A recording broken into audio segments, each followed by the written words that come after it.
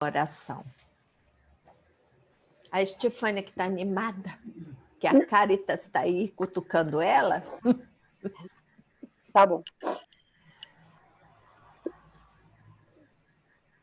Amado Mestre Jesus, estamos aqui para o nosso encontro, este encontro de fraternidade, de busca de aprendizado, de entendimento, de acrescento para a nossa alma, para o nosso espírito, dar um passo à frente em busca do nosso progresso.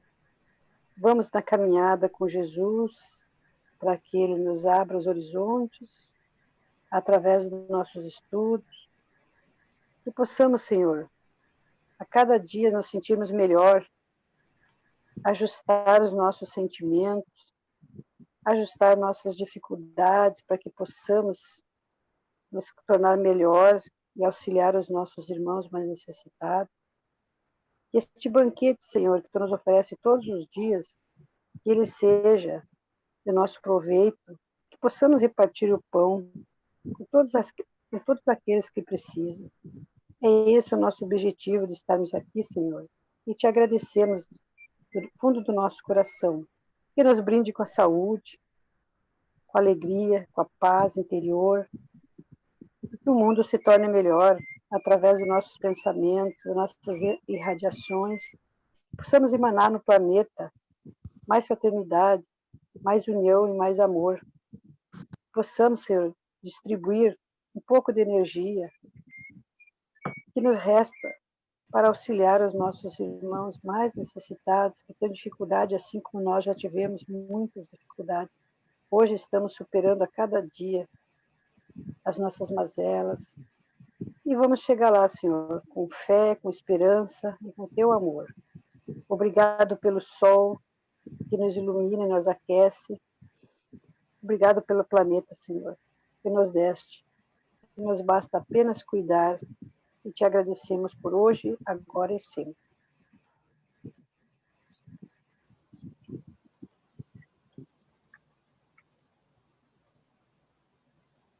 Maravilha, gente. Vamos lá, então, né?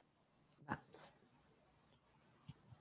Nós estamos estudando aí a prece pelos outros, certo? Já estudamos a prece pelos outros, a primeira delas, para quando a pessoa estava em aflição, certo? Certo. Depois estudamos a prece de agradecimento, quando uma outra pessoa recebe um benefício, né? Certo? Certo. Que não nós. As preces agora são todas endereçadas aos outros. Prece pelos nossos inimigos, preces por aqueles que nos querem mal. Prece de agradecimento pelo bem que é concedido aos nossos inimigos. Né? Aí, prece pelos inimigos do Espiritismo, certo? Estudamos a prece pelos inimigos do Espiritismo e estamos nesse ponto agora, prece por uma criança que acaba de nascer. Né? Estamos aí nesse ponto, prece por uma criança que acaba de nascer. Já lemos a prece 54, mas não lemos o resumo, que ela fala referência ao capítulo 14, que é o capítulo Honrai Pai e Mãe. O item 9 é a mensagem de Santo Agostinho a respeito da ingratidão dos filhos e dos laços de família. Né? Sabemos o que tem que mais ou menos conter uma prece, mais ou menos o assunto. A gente sabe que a prece é muito importante, a participação do coração, e não as palavras ditas em si. Né? Mas o assunto é que a reencarnação é uma condição necessária para o nosso aperfeiçoamento, né? E que muitos são os espíritos que estão desencarnados pedindo permissão para reencarnar aqui, de forma que eles possam progredir, seja pela expiação, seja pelo cumprimento de missão. Né? O adiantamento deles, por consequência, a felicidade deles, portanto, nossa, que estamos encarnados, mas nós estamos fazendo prece por uma criança que acaba de nascer. Depende do emprego, do tempo que a pessoa vai dar em vida. E nesses primeiros passos, sempre somente nos primeiros passos, o encargo de progresso está confiado aos pais, e nós responderemos perante Deus da maneira como cumprimos ou não esse encargo. Então, esse é o conteúdo dessas preces, né? E aí sabemos que nessa caminhada para o progresso, pedimos aos espíritos bons que não abandonem essas crianças, essa criança que acaba de nascer, que dela sejam afastados os espíritos maus, né? E a gente sabemos que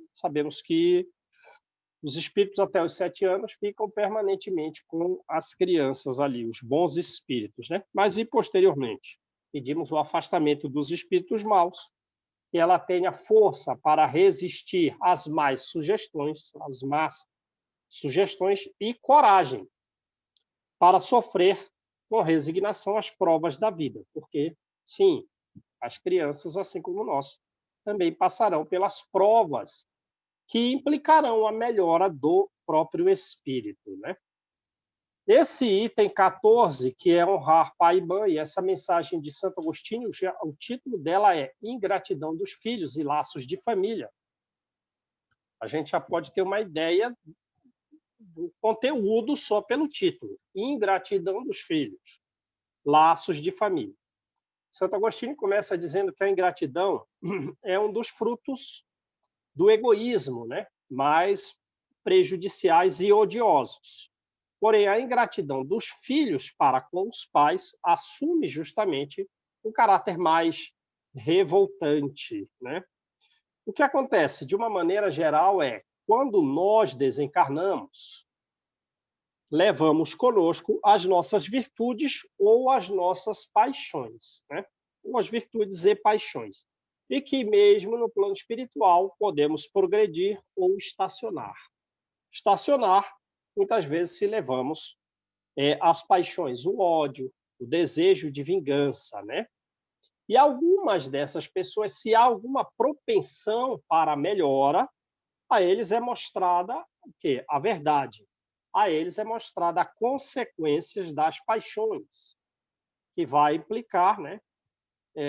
Vida entre espíritos inferiores, degradação do próprio perispírito.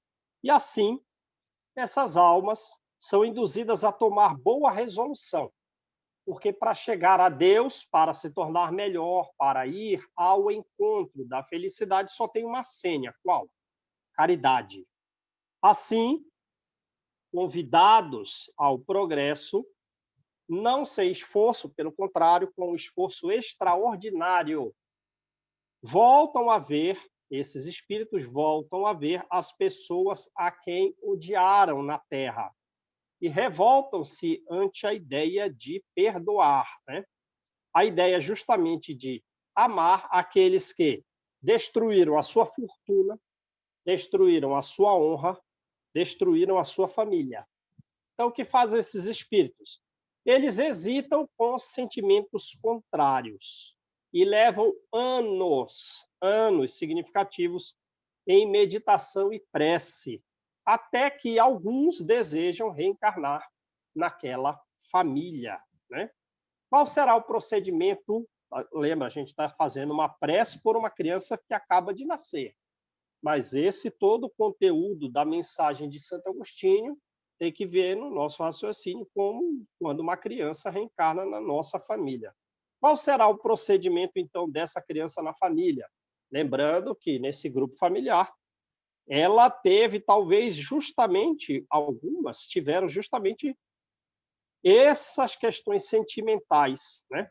Em que existam sentimentos opostos nessa família e que reencarnam na nossa família, né? Levaram anos de meditação para vencer os sentimentos negativos, tomar uma boa resolução e dizer, não, eu vou reencarnar na família dessa pessoa que destruiu a minha honra, que destruiu, né, a minha fortuna, que destruiu a minha própria família. Aí, beleza, essa criança aí que acaba de nascer talvez seja uma dessas. Qual é o procedimento dela dentro do seio familiar? Dependerá mais ou menos da persistência nas boas resoluções que tomou, né?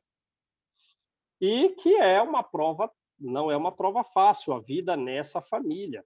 E pode vir justamente a sucumbir se não tiver uma vontade forte. Então, vê a importância da questão da missão dos pais, porque tem que auxiliar essas crianças. Pela resolução que tomarem, podem fazer dentro do seio familiar amigos e inimigos.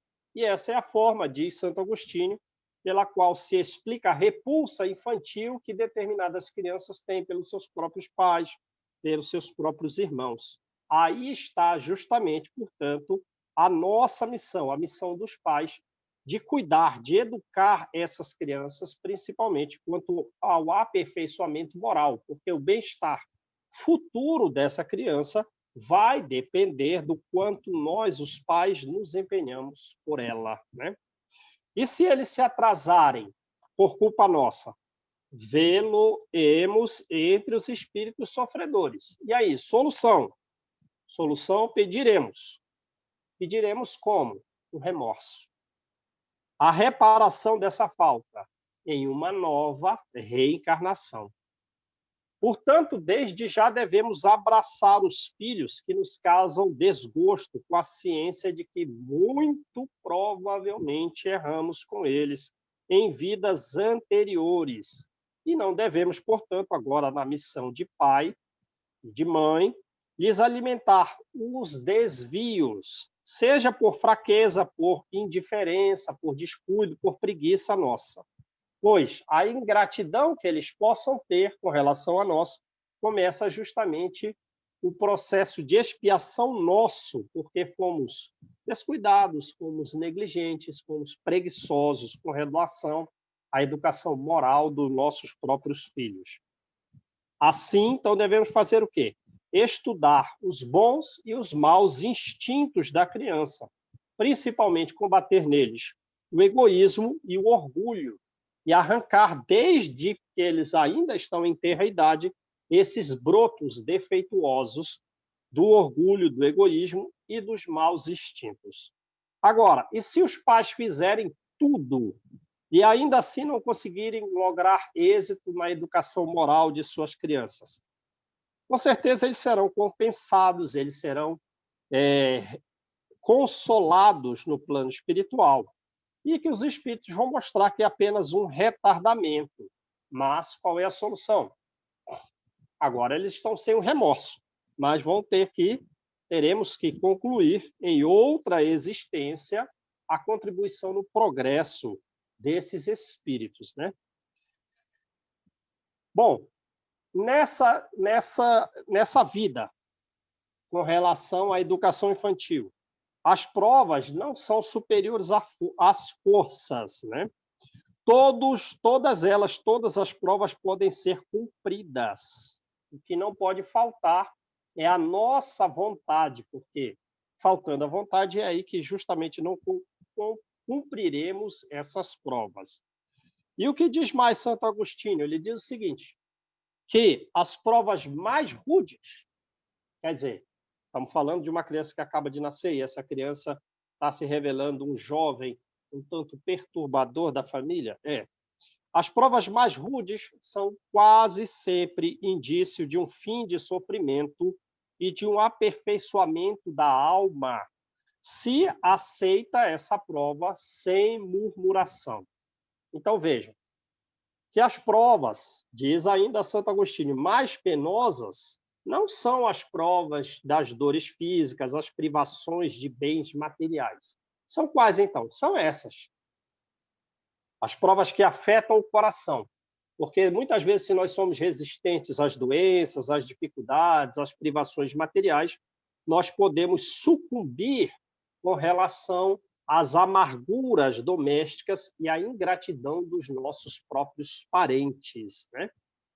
Mas o abreviar do sofrimento, mesmo com relação a essas provas do coração, dependem dos nossos esforços. E na vida futura é que encontraremos a explicação para essas dificuldades, para as provas vividas na Terra, mesmo as provas mais difíceis. Santo Agostinho disse, mesmo para aquelas provas que parecem uma monstruosidade. né? Como vamos fazer isso? Elevando o pensamento. Buscando a vida no mundo espiritual, estudando, buscando praticar o bem. As feridas parecerão arranhões, né? Se elevarmos o pensamento. E os laços de família, de qualquer forma, estarão mais sublimados no futuro e receberão, no plano espiritual, explicações para essas dificuldades pelas quais nós vivemos, né? Agora, óbvio que, a depender do nosso progresso, a gente pode receber a explicação desde já, se estivermos preparados para suportar as recordações, as informações dos graves erros que praticamos em vidas passadas com relação a essas crianças, né? Com relação a esses espíritos que estão reencarnando, né? Nas famílias, então, reencarna.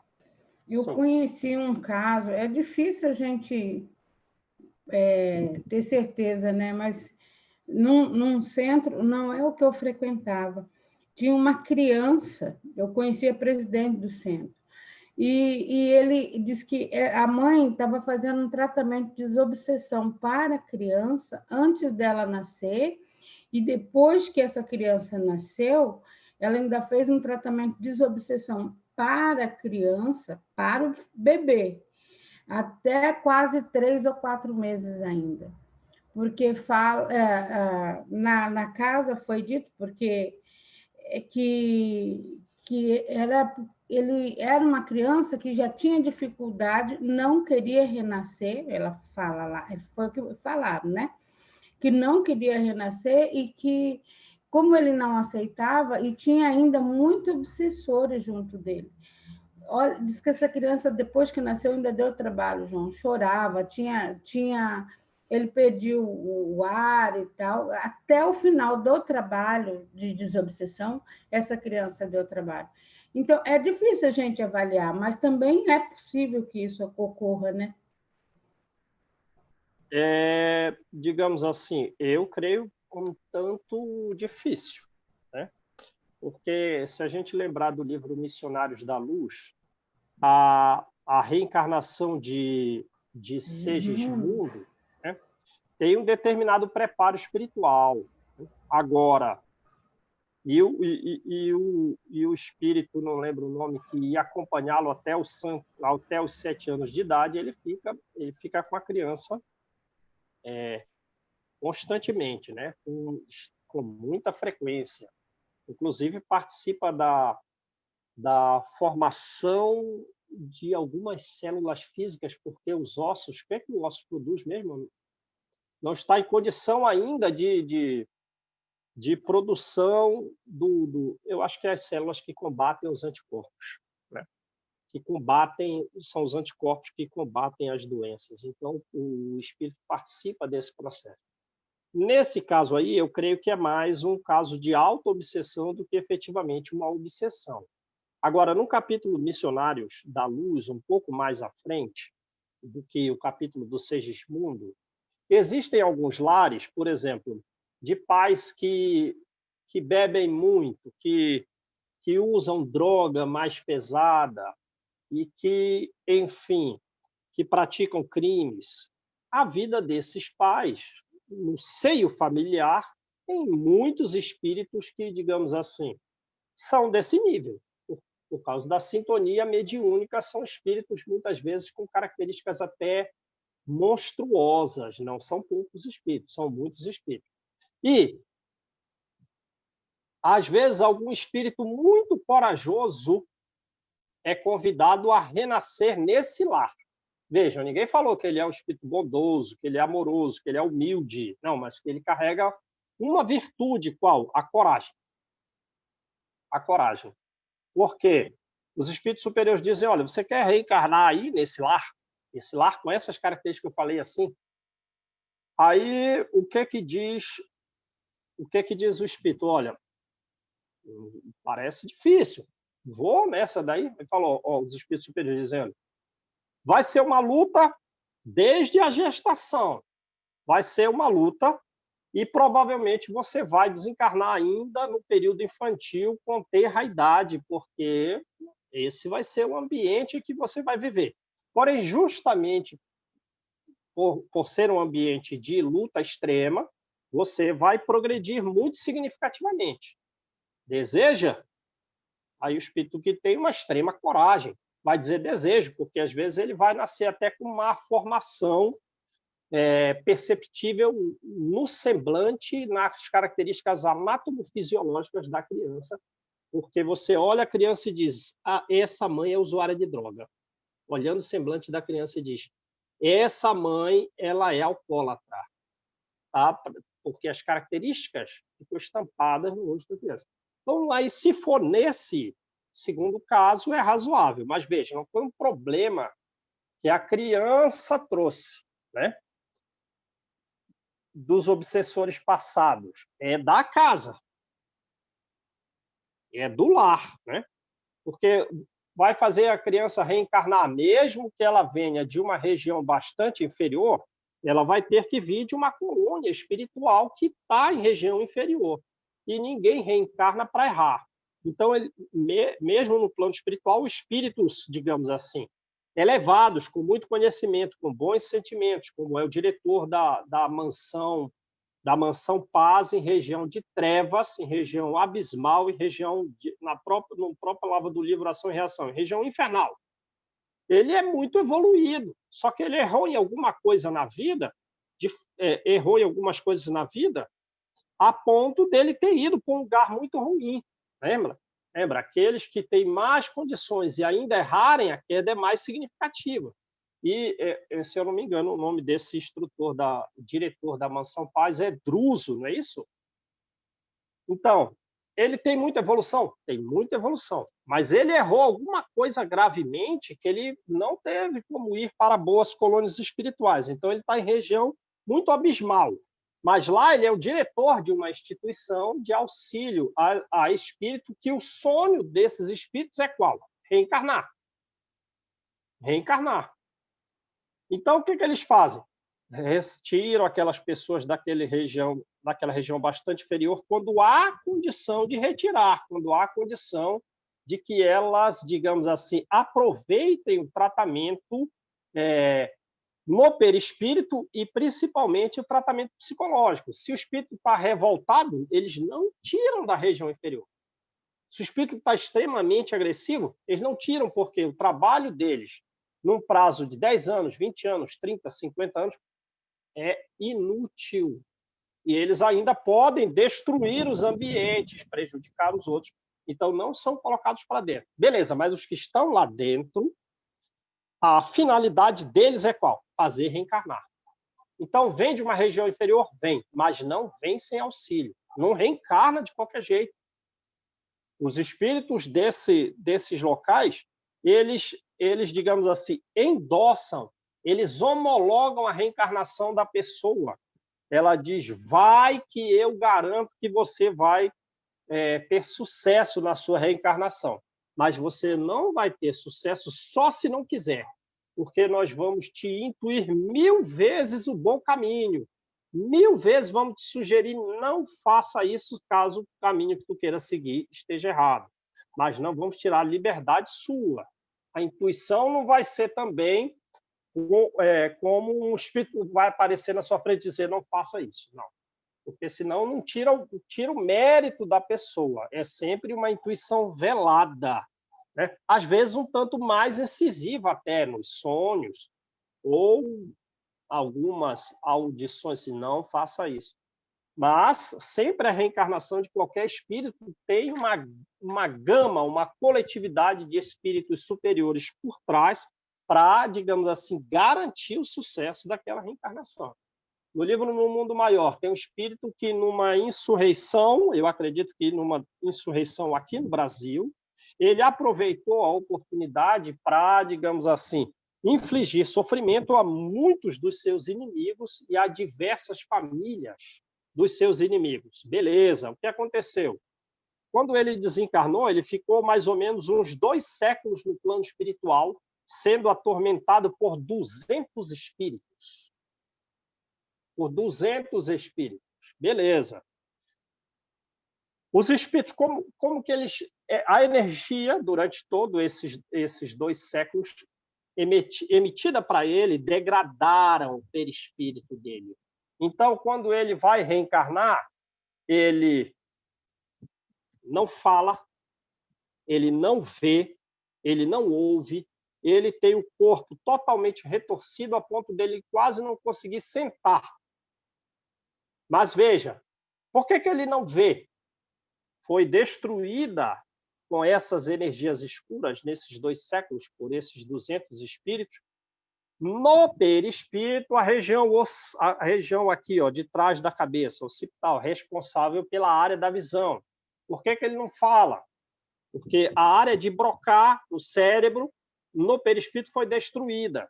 Aí o corpo físico, ele tem que, quando surgir, ele vai ter por molde o perispírito. Mas o perispírito é degradado, então o corpo físico vai ficar degradado, porque as células, como você vê na reencarnação de Sigismundo, as células vão se multiplicar, né? Desde o óvulo fecundado, a formação da mórula, e elas vão migrar seguindo o modelo do perispírito e se transformar para a formação dos órgãos seguindo o modelo do perispírito. Mas o perispírito está degradado dessa criança no livro No Mundo Maior. Então, o corpo físico vai estar também degradado. Percebe? Então, ele não tem muita compreensão. A área de Wernicke dele está lascada. Agora, a obsessão dele vai começar quando ele está lá com 8 anos. Com 7, não. Menos de 7, não. Porque tem um espírito que o acompanha, está ali. Né? E aí, daqueles 200 espíritos, tem alguns que estão perturbando ele, mas depois dos 7 anos de idade, o livro frisa, ele tem 8. Tem quantos? 2. Tem 2 dos 200.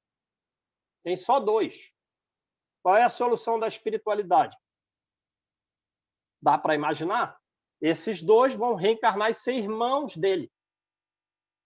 Então, vê a bênção da reencarnação, porque vai fazer esquecer. Vai fazer esquecer. Vai ter os atritos de irmão? Vai. Vai ter os atritos de irmão. Né? Esses atritos de irmão, a gente já tem a intuição de onde é que surge. Mas a reencarnação, vamos botar assim, é um esquecimento. E eles vão, diz o livro, beijar essa criança que hoje eles ainda afligem. Então, os obsessores estão lá, presentes. E eles continuam. Mete a mão na cabeça dele. Sai da mão deles uma energia escura. O que é isso? Pensamento. O que é essa energia escura que sai da mão? É o pensamento. Mas é um pensamento de péssima qualidade e, por consequência, o fluido é de má qualidade. É o fluido escuro, negro. E quando eles fazem isso, na presença de André Luiz, de Calderaro, de Hilário, a criança se treme. A criança tem um tremelique. Beleza?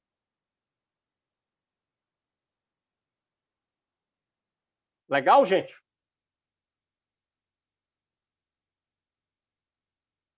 Falei comigo. Beleza. Aí, eu falei... Beleza. Todo mundo Aqui tá desligado.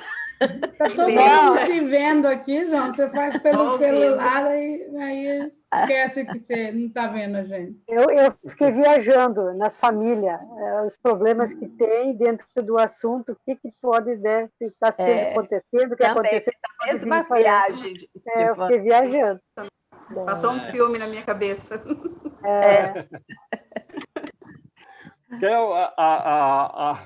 A Rô fala aí que passou um filme na cabeça. Lembra do livro Entre a Terra e o Céu?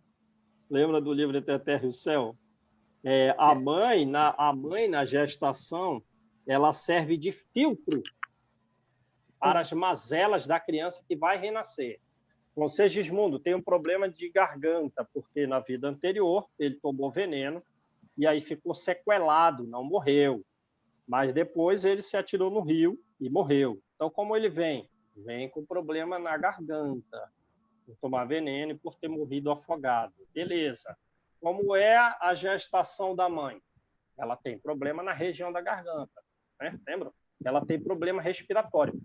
A gestação é uma espécie de filtro que ajuda a limpeza daquela criança. Ou seja, se não há o processo gestacional, a doença de Segismundo ia ser bem mais grave do que seria se ele não tivesse passado pela gestação. Deu para entender? O Divaldo fala, né, João, que os problemas que ele tem pulmonares e tudo, né, vem desde a época que ele suicidou no Rio. Ele fala isso, né, que os problemas que ele tem pulmonares vem dessa época, né, que quando ele suicidou na França. Gente, Não, a gente já errou em todas as coisas. doutor... A gente já deve ter se suicidado, praticado homicídio, enfim, praticado todos os erros aí. Todos nós. Eu há pouco tempo bati nos escravos. Eu tenho certeza. Por isso que a minha mão é Inquisição. E a minha mão Inquisição... tá aqui. O doutor Sérgio Felipe, João, fala diz que a única maneira de você incorporar um espírito é na gestação, né? Porque diz que é a única incorporação que existe mesmo, porque é uma ligação muito forte de toda forma. Diz que não existe incorporação só... Igual a gestação. Ele fala brincando, lógico, né? Mas diz que a única maneira da mulher incorporar o espírito é ela na gestação, porque daí ela está ali realmente com um outro espírito, um corpo dentro do corpo dela, né? Verdade, hein? Agora a gente lembra, e vocês são médios aí, né? A gente sabe que, digamos assim, o processo de psicofonia, digamos assim, o médium, ainda mais o médium sonambúlico, né? Mais do que o médium de intuição. O médium de intuição também, mas o médico sonambúlico mais. Quer ver o que é o médico sonambúlico? O médico que... O médium que, digamos assim, ele se separa mais do corpo físico e deixa o corpo no estado de sonambulismo. O que é? No estado de desprendimento do espírito com relação ao corpo, maior que o do próprio sono, quando a gente dorme.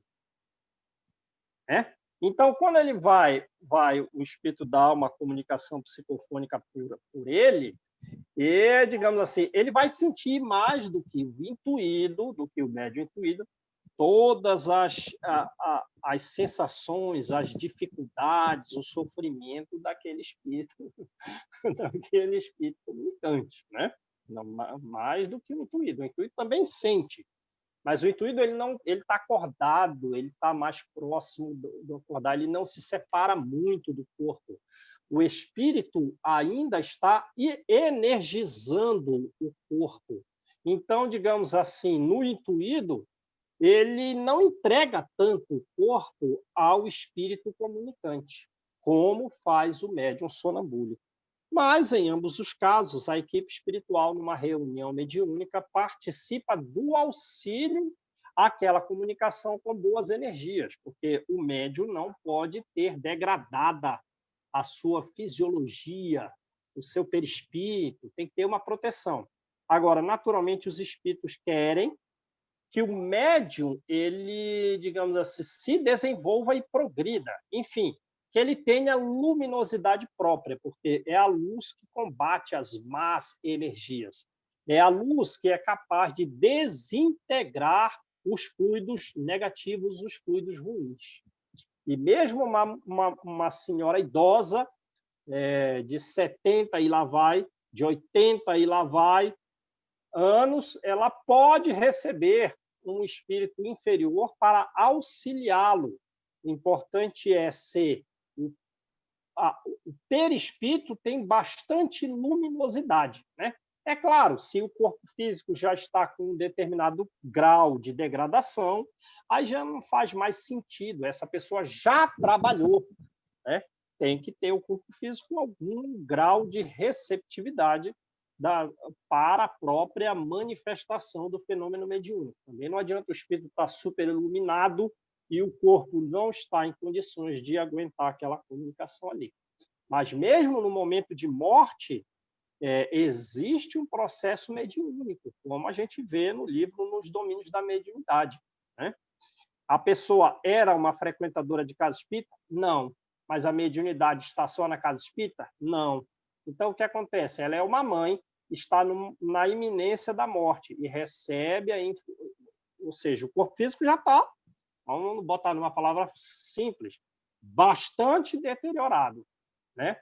Mas, mesmo assim, a mãe está recebendo a influência do filho, que desencarnou num bar, tomou um tiro lá de uma pessoa, num atrito, e ela achava que aquele filho dela era um herói, e por ficar a chamá-lo, ele está presente com ela ali até no momento da morte. E é através da energia dele que ela consegue falar, que ela consegue se movimentar. Quando é a hora do desencarne, os espíritos superiores afastam esse espírito, ela, perde a capacidade, a mobilidade dos membros superiores e até a voz. Então, aí ela vai desencarnar, ela vai rapidamente na casa de uma irmã dela que mora num outro estado, mas para o espírito, né? Basta desejar ir. Ela dá uma comunicação com a irmã, dizendo, olha, eu vou partir. Aí a irmã acorda, recebe, minha irmã vai falecer. Como é comum, muito, muito comum a essas despedidas das pessoas que estão na iminência da morte, se despedir daquelas pessoas queridas dele. Isso é tão comum que Allan Kardec vai dizer que, se você vê um espírito no momento da morte, um parente seu que vai se despedir, isso nem é mediunidade de evidência. Isso nem é mediunidade de audiência. Essas coisas são muito comuns, nem pode ser considerado, digamos assim, mediunidade de evidência ou de audiência. Mediunidade de evidência é quando você vê espíritos que não são seus parentes, não são essas circunstâncias de morte. Você vê vários espíritos, você vê detalhes de espíritos que não são seus parentes com mais frequência do que só nesses momentos ou no sonho e tal. Beleza? João, por exemplo, dia 18 de junho de 93, eu acordo de manhã às 7 horas e falei para minha amiga, onde eu estava hospedada, eu disse, a minha mãe desencarnou essa noite. Por quê? Um carro, um Fusca azul, um muro, os vizinhos que estavam socorrendo ela, foi muito, eu vivi aquele momento, eu estive lá nesse momento. Não fiz nada, mas eu estava assistindo, não consegui fazer nada, lembrar de fazer nada, mas eu assisti e acordei. Eu vou ter que viajar. E deu 1 hora, minha irmã ligou, vem para casa que nós vamos ter que viajar, a nossa mãe morreu. Então eu estive naquele momento ligada, não sei se foi por o pensamento dela, na hora da dor, na hora da partida, ela me chamou, eu estive lá, ou eu não sei explicar como que eu não estava, mesmo que eu estava lá, eu estava assistindo tudo. E acordei com a sensação de que eu tinha que ir para casa, viajar para casa dela, porque ela teria, realmente, tive que viajar dali 1 hora, comecei a viajar. E eu falei, que sonho estranho, eu falei para minha amiga, que sonho estranho, mas aquilo foi tão forte que eu tinha certeza que tinha havido desencarne dela. É isso aí. Acontece mesmo. E o que socorreu ela foi um Fusca. Levou para o hospital, foi o Fusquinha que eu vi mesmo. Com certeza, sem dúvida. Vamos lá, então, né? Então, vimos aí a mensagem de Santo Agostinho, estamos na prece por uma criança que acaba de nascer. Para nós, o que importa é qual é o trabalho, qual é a atividade que nós temos que desempenhar diariamente, porque nós temos que desempenhar essa missão de fazê-los progredir moralmente, né? Então, a prece, outra prece. Meu Deus, confiaste a mim a sorte de um dos teus espíritos. A sorte, né? O futuro. Faze, Senhor, que eu seja digno da tarefa que me impuseste. Concede-me, se referindo a Deus, a tua proteção. Ilumina a minha inteligência a fim de que eu possa perceber desde cedo as tendências daquele que me cabe preparar para entrar na tua paz. Né? Isso me lembra até o caso da Matilde, né? Que ela vai reencarnar na família da Margarida para receber o Gregório. Lembram disso? Lembram disso, do livro Libertação? Mas vamos narrar como é a história. A Matilde, ela é tão elevada que, para ela se manifestar na colônia Nosso Lar, ela precisa do máximo do pensamento evoluído de um grupo de pessoas da colônia Nosso Lar num ambiente restrito. Lembram? E ela foi mãe lá pelo século XII, pelo século XI, XIII, de um espírito que foi papa, chamado Gregório, que não andou muito bem. E por não ter andado muito bem, ele está há 1 milênio em região inferior. Ele trabalha junto com espíritos que possuem a forma de dragões. Né? E ela faz, junto com a equipe na qual André Luiz está inserido, a equipe, né? André Luiz são três pessoas. Né? 3 pessoas, digamos assim, lá da colônia Nosso Lar. Naturalmente, tem muitos espíritos superiores e a própria Matilde está auxiliando as ocultas, que nem é narrada no livro Libertação, só aparece no final. Então, ele começa, esse Gregório, a ter um certo arrependimento dos erros que ele tem praticado e, portanto, chegou o momento de retirá-lo da região inferior, prepará-lo e levá-lo à reencarnação. Então, vem a equipe lá, né, desses 3 espíritos, né, eles vão, e, digamos assim, um desses espíritos é o pai da Margarida, que o Gregório que está encarnada, que o Gregório tenta fazer com que ela desencarne através de uma equipe de espíritos inferiores que colocam até nela diversos ovoides em toda a estrutura da medula espinhal e também no cérebro dela, a ponto dela ficar muito mal psicologicamente e fisiologicamente. O que é que o livro quis mostrar? Quis mostrar que um grau de obsessão muito severo, muitíssimo severo, pode ter solução. E ainda, a solução, eles retiraram aquelas obsessões, a moça melhorou? Melhorou. Ela estava num grau de obsessão terrível, horrendo, mas melhorou. Ela é pelo trabalho de uma equipe espiritual toda, não em um dia, né? Demorou um prazo. Beleza, agora ela está bem. O que vai acontecer? Ela vai ser a mãe da Matilde. Ela vai ser a mãe daquele espírito tão elevado, aquela mulher tão elevada, que para ela se manifestar na colônia Nosso Lar precisa daquele ambiente e dos pensamentos sublimados de pessoas.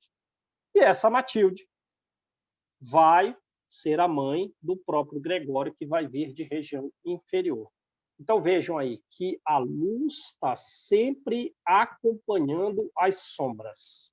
Sempre. E vai retirar todo mundo de região inferior. Né? E por que você lembrou disso, João? Porque a Matilde, quando ela vai reencarnar, é um espírito muito elevado. Muito elevado. Ela diz para Margarida, aquela que vai ser sua mãe, que ela trabalhou para desobsidiar a mãe, que estava num grau de obsessão muito grave. Ela diz, olha, quando eu for criança, você faz isso aqui, ó, né? Combate desde cedo as minhas más tendências. Ela é muito alta e ela diz, combate desde cedo as minhas más tendências. Então, veja, eles estão planejando aí uma reencarnação e a outra futura. E outras. É um planejamento tão elevado que as nossas mentes, que só pensam nas férias de dezembro, não tem condição de calcular o raciocínio secular de planejamento espiritual de diversos grupos. É assim que Jesus comanda a Terra. O futuro é o que ele deseja para nós. Agora, nós participamos postergando esse desejo de progresso de Jesus ou acelerando. Né? Beleza? Então vamos lá. 56. Outra prece.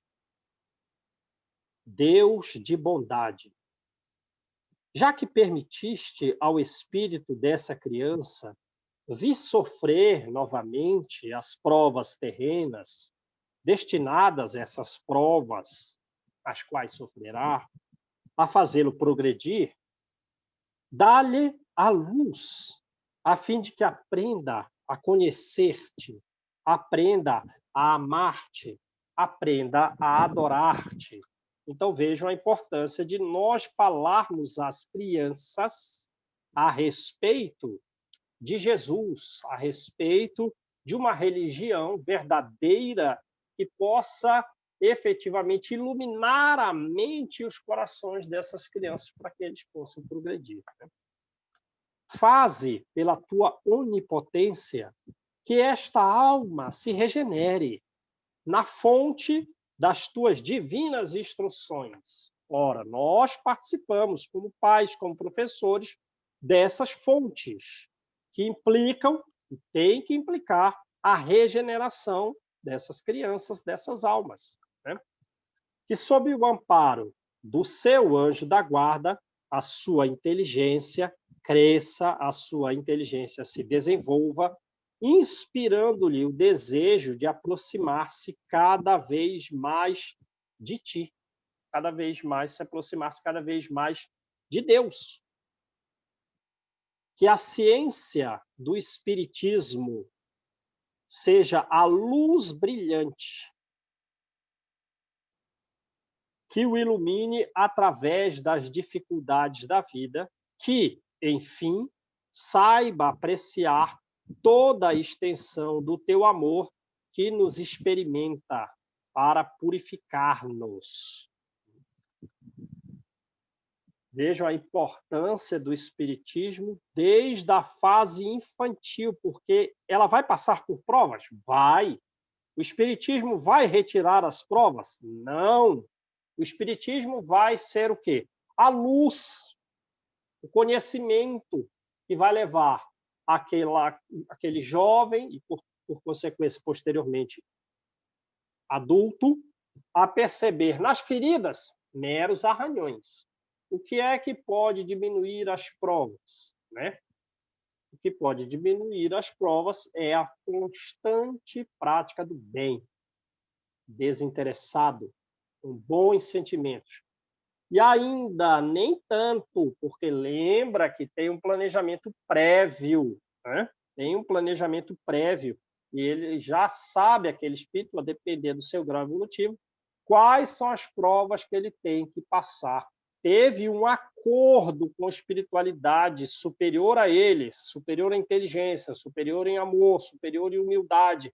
Dizer, o seu plano é esse, essas vão ser as suas dificuldades para o seu próprio bem.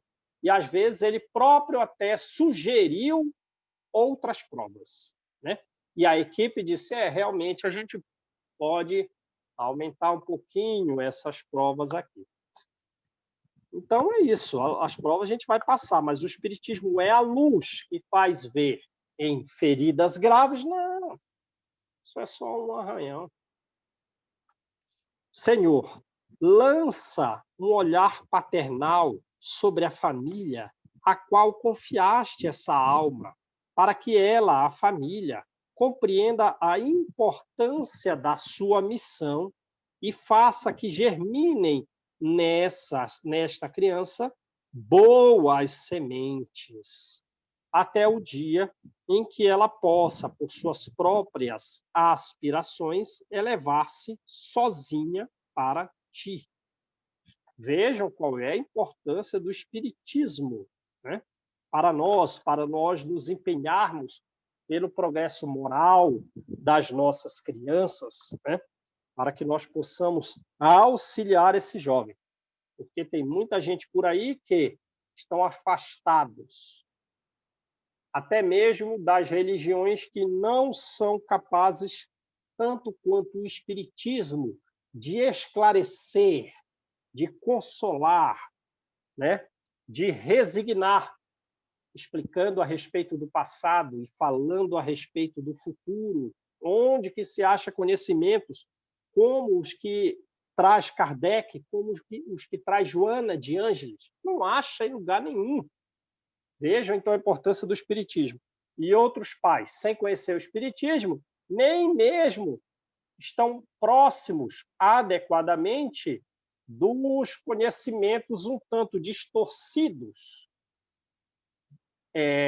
relativos aos ensinos morais de Jesus. Beleza. Aí essa criança passa pela vida sem essas ideias a respeito do mundo espiritual. Ora, onde estão o pensamento delas? Estão no gozo da vida terrena. Vai gerar sofrimento para essas crianças? Vai gerar. Aflições significativas e outras crianças com conhecimento do espiritismo estarão mais resignadas? Sim. Sim. Digna-te, ó meu Deus. Aí é um jovem mais moralmente evoluído, não é alguém que é um trapaceiro. Às vezes, não. Aí o outro jovem, você conhece o espiritismo? Não. Você, qual religião é sua? Ah, eu sou... Aí fala outra religião. Eu não sou nem praticante dela. Aí é um trapaceiro, é alguém que quer se dar bem na vida. Eu sou à toa, né, João? Que não vê consequências de sofrimento nos seus próprios desvios, quer só se dar bem, não vê as consequências morais que o Espiritismo diz. Olha, lê o livro No Mundo Maior para você ver onde você vai chegar com essas trapaças. Mas não teve a luz. Digna-te, ó meu Deus, atender esta humilde prece em nome e pelos méritos daquele que disse: deixai que venham a mim as criancinhas, porque o reino dos céus é para os que se assemelham a elas. Então, é isso aí. A gente tem que desenvolver principalmente a humildade, combater o egoísmo e o orgulho, porque o reino dos céus é para alguém que esteja bastante humilde. Às vezes, até uma pessoa não tão sábia, com significativa humildade, ela é preferível a alguém muito sábio que carrega orgulho. Beleza? Vamos parar aí, né, gente? Já deu 8h25.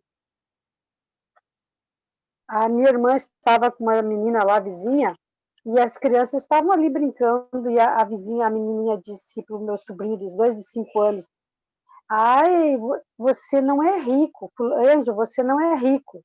Aí ele foi e perguntou para o irmão de 10 anos, ô Eduardo, a gente não é rico não, né? Mas ele olhou para ela assim, mas nós somos ricos sim, o de 5 anos disse, nós somos ricos sim, nós somos ricos de saúde. Ver que as crianças, né, já tem que colocar nas crianças, já trabalhar o espírito para eles saber já nessa idade discernir o que é riqueza, o que é bondade, o que tem é isso que está faltando exatamente nas crianças, né, para ter um espírito mais em crescimento, né? Verdade, verdade. Tem que trazer a luz na cabeça da gurizada. Eles vão passar por provas, né? Vão se afligir ou ser resignados conforme a luz que carregam, a educação moral que carregam. E a base é nessa época das crianças aprendeu a falar já desde antes, ainda quando começa o entendimento, né? O que é uma coisa, o que é verdadeiro, o que é um... É tudo na base, começa pela educação, pelo esclarecimento, pelo estudo. Aí agora a gente vê que os centros espíritas estão trazendo a evangelização para bebês, né? Você já viu isso? Lá no Discípulo tem, né?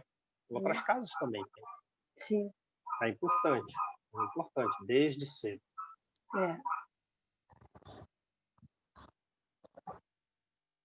Beleza, gente? Beleza. Então, quem faz a oração para nós aí?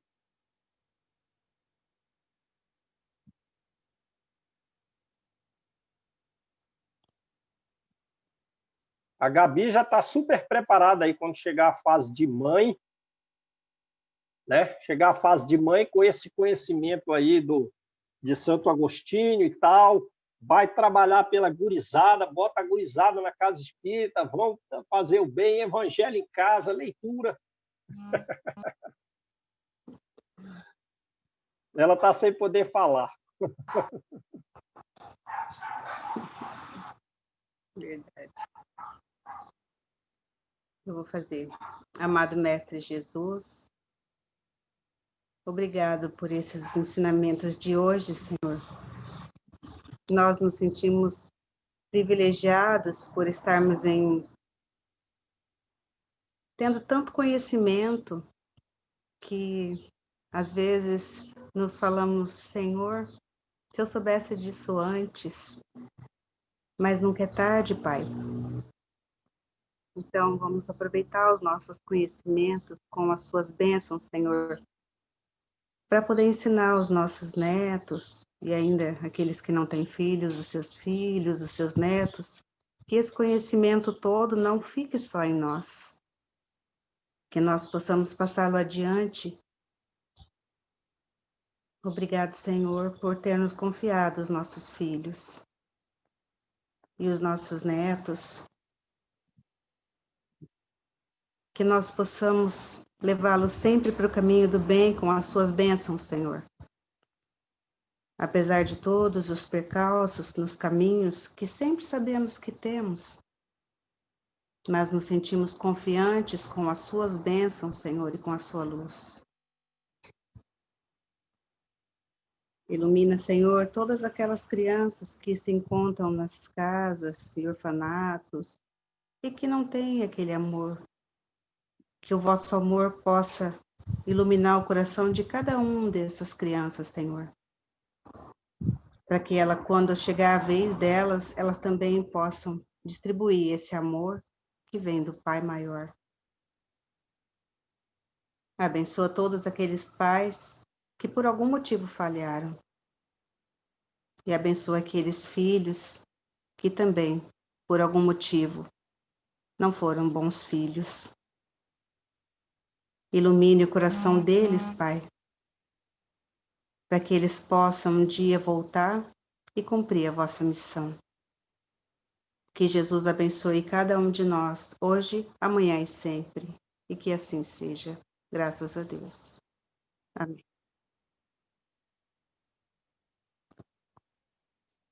Tchau, gente. Um abraço. Fiquem com Deus. Tchau. Tchau, tchau, gente.